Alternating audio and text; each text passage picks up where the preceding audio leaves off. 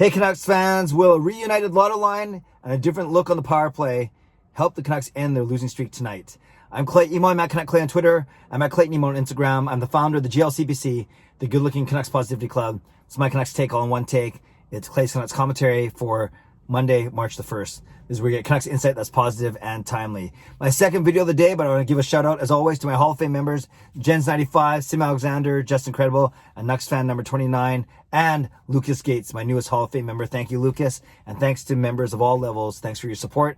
If you want to become a member of this channel, simply press the join button underneath any of my videos, including this one, or click on the memberships tab on my YouTube channel. Okay, this morning I talked about Travis Green, and I want to get a few thoughts out before I forgot them. And now that we know at least the starting goaltender and things, we can properly preview tonight's game. Vancouver Canucks, Winnipeg Jets, my two favorite teams. Obviously, Vancouver's way up here. Winnipeg is not even a close second, but they are my second favorite team.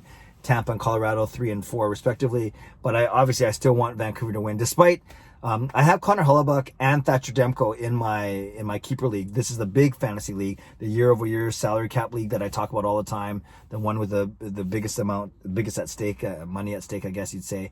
So I'm kind of torn between who I should start in net, because I hate playing goaltenders that play against the Canucks, because I feel like I'm betraying my team. But that's actually been a safe play this season for obvious reasons. So I have to figure that out in my own head and rectify that situation. But yes, it is Thatcher Demko starting in net for the Vancouver Canucks. His third straight start. Unfortunately, he's lost his, a lot of his previous ones, including the last two. He played the 2 games against Edmonton, played really well in those 2 games. Certainly not his fault that the Canucks lost. But yes, making his third straight start. That means when the Canucks played Winnipeg last week, Demko played one of them, and then Holtby played the other. Now, in this Winnipeg team, you see a really good goaltender, obviously, in Hellebuyck.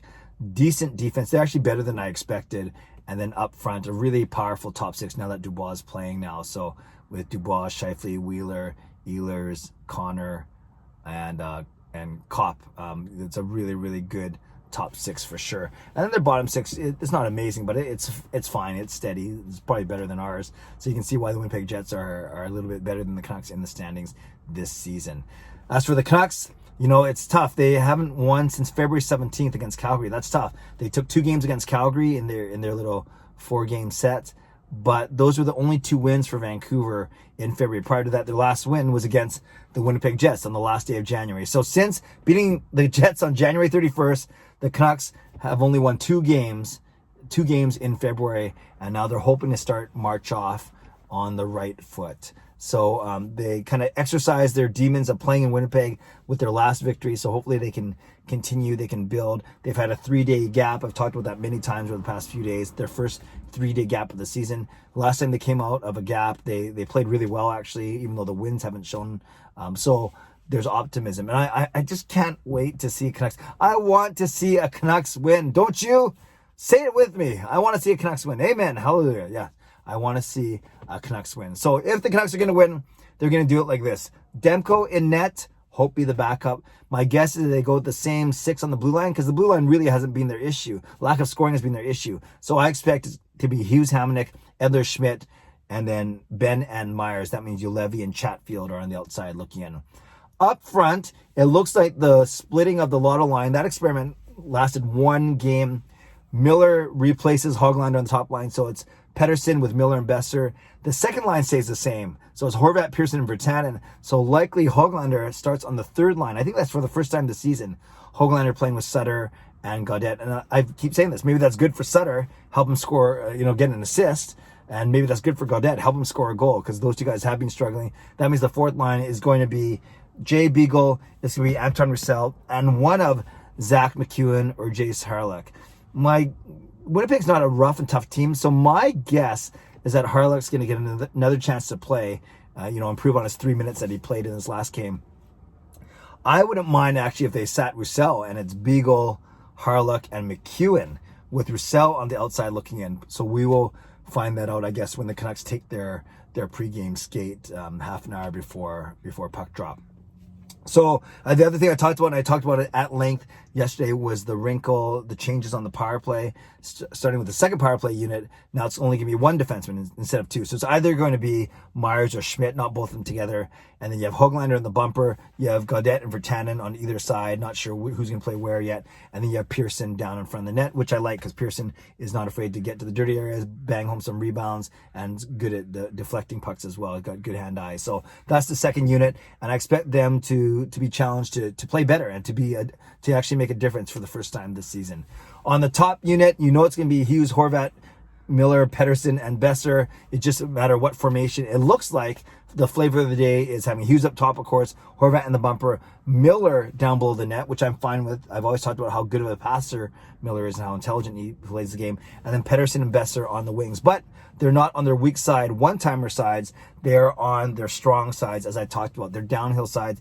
We call it downhill because, in essence, picture them getting the puck in flight and skating downhill towards the net, protecting the puck on the outside. So Pettersson on the left as a lefty, Besser on the right as a righty. So that's going to be something to look at, and hopefully the Canucks power play can start to make a difference, because obviously they haven't so far, and they really need to be. That's not. I would never say it's an easy way to get goals, but it's certainly an important way, and a way that you'd expect the Canucks to be able to cash in. It's got to be a big part of their game. They're 4th overall in the league last year. Now they've slipped into the bottom third. They're in the low 20s right now, which is not good at all. Okay, so all to say, out of all these things, a few questions with the lineup that I asked you. Are you okay with Demko starting over Holtby, even though Demko's lost his last few contests? So that's the first thing. I think we could all agree he's the better goaltender right now. So Demko over Holtby. Are you fine with Hamonic playing again and Juolevi sitting? Like, I get you're not going to sit Edler, Myers, and they haven't been that bad. They haven't been great, but they haven't been brutal. So you're not going to sit $6 million or whatever on the bench. So are you okay with Hamonic coming in as the cheap 1-year rental, or not even rental, 1-year UFA over Juolevi? Or would you like to see Juolevi get more playing time? So that's another question. And then I guess the biggest thing is up front. When you hear these, do you like the sounds of these top 3 lines?